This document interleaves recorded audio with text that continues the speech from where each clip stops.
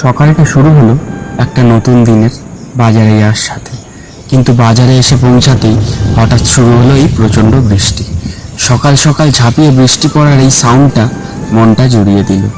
বৃষ্টির মাঝে ভিজতে ভিজতে বাড়িতে এসে কিছুক্ষণ পর পেয়ে গেলাম গরমাগরম চিকেন আর ভাত, সাথে কিছু স্যালাড।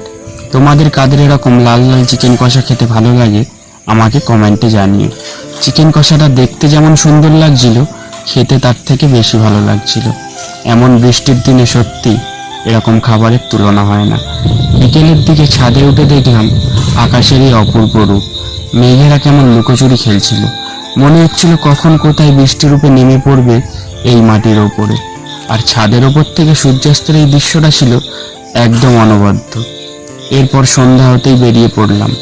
এই বৃষ্টির মৌসুমে গরম গরম সিঙ্গারা আর চাটনি না হলে চলে না। পেটের পুজো শেষ করে এবার বাড়ি ফেরার সময়। আজ ভিডিওটা এইটুকুই। ভালো লাগলে কমেন্টে জানিও।